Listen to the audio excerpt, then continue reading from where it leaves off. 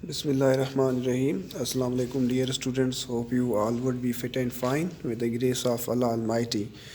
Dear students, I am Munawar Ali Mari, your assistant teacher for class 7. Dear students, in continuation of our chapter Islam in Southeast Asia, chapter number 11, in our previous class, we studied the spreading of Islam through the traditional trade routes which started from the Arabian states, means the western parts of Arabia to eastern and southeast Asian regions, and the different and the connection of the Southeast Asian regions and the East Asian regions to the Silk Route to the China. تو ہم نے پڑھا تھا کہ جو مغربی جو مسلمان ملک ہیں جیسے کہ Syria, Greece, Egypt, Iran, Iraq, Afghanistan, Saudi Arabia, Turkey, یہاں سے جو ایک سلسلہ شروع ہوا تھا اسلام کا پھیلاؤ کا، تو وہ پہلے انڈیا میں، بعد میں Malaysia, Indonesia traditional trade route کے ذریعے پہنچی تھی، یعنی کہ ایک کاروبار کے صورت میں پہنچی تھی. بعد میں یہ چائنا تک پھیل چکی ہوئی تھی، اور اس کے بعد جو ہے وہ یعنی کہ جو سینٹرل ہمارے ایشیا ہے وہاں تک پہنچی گئی تھی. تو پہلے میں آپ کو تھوڑا سا سینٹرل ایشیا کا ایک میپ کے بتاؤں. یہ پاکستان کا میپ ہے، یہ جو لائن ہے یہ ایسٹرن باؤنڈری ہے، ٹھیک ہے، یہ ہے ویسٹرن باؤنڈری، ٹھیک ہے.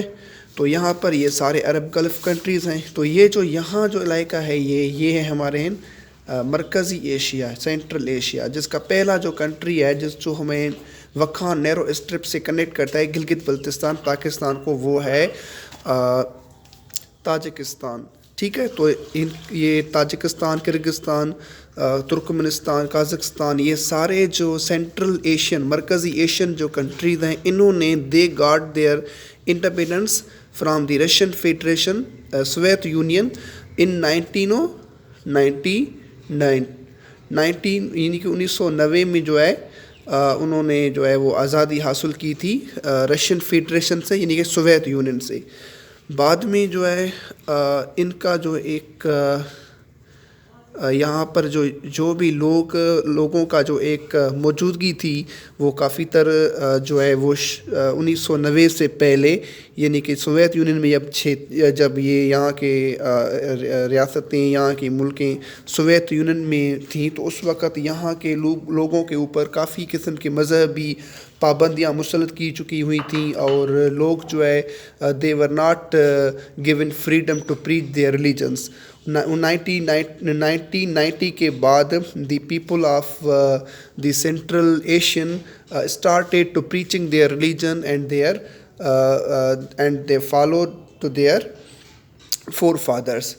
تو یہاں سے ہمارا جو لیکچر جو ہے وہ ایکچولی وہ شروع یہاں سے مطلب وہ ہے کہ سینٹرل ایشیا کا ایک جو ہے علاقہ تھا خینیٹ آف بخارا، جو اس وقت ایک مرکزی ایک قیام تھی وہاں پر ازبک گورنمنٹ کی، یعنی کہ خینیٹ جو تھا وہاں پر جو ازبک جو ہے ان گورنمنٹ کی وہاں پر ایک مرکزی قیام تھی، موجودگی تھی، جو اس وقت سینٹر تھی اسلام کا پھیلنے کا. یعنی کہ جو بخارا جو تھا وہ اس وقت ازبک گورنمنٹ کے مرکزی صورت میں اسلام کا پھیلاؤ تھا، ان کے جو قریب جو علاقے وہاں تک. تو سینٹرل ایشین میں نے آپ کو جیسے بتایا کہ وہ یو ایس اے تھا، جس کو ہم کہتے ہیں سوویت یونین، جو رشین فیڈریشن 1990 میں ان سے آزادی حاصل کی، اور آزادی حاصل کرنے کے بعد انہوں نے اپنے فور فادرس، یعنی کہ ان کی جو اپنے عقیدے کے مطابق، اپنے مذہب کے مطابق انہوں نے اپنا مذہب کو پریکٹس کرنا شروع کر دیا تھا، ٹھیک ہے.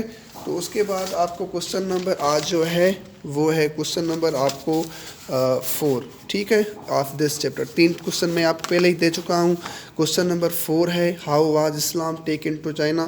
اسلام was taken to China by the Persians and the Mongols. جو منگولس اور جو فارسی تھے ان سے اسلام پہنچا چائنا تک. Today there are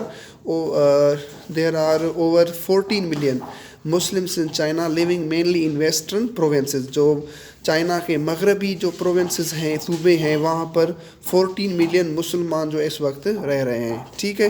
diary work آپ کا یہ ہے کہ یہاں پر ایک ایکٹیویٹی کوسچن ہے. وہ ایکٹیویٹی کوسچن یہ ہے کہ look up the facts about central Asian states. جو مرکزی ایشیا کا جو علاقے ہیں ان کے بارے میں حقیقتیں اکٹھے کریں. And that are now part of the Muslim. جو اس وقت مسلمان دنیا کا حصہ ہیں اور وہاں کی زندگیاں کس سالوں کے اندر کس طرح تبدیل ہوئیں. تو یہ آپ کوسچن انٹرنیٹ پہ جائیں گے وہاں پر لکھیں گے اور وہاں پر ایک چھوٹی سی اسائنمنٹ اس کی لکھ کر آپ جو ہے مطلب 10-15 لائنس کی صورت میں لکھ کر آپ گروپ میں سینڈ کریں گے. So wish you best of this. یہ آپ کا ہوم ورک بھی ہے, ڈائری ورک بھی ہے. Okay, wish you best of luck. Have a nice time.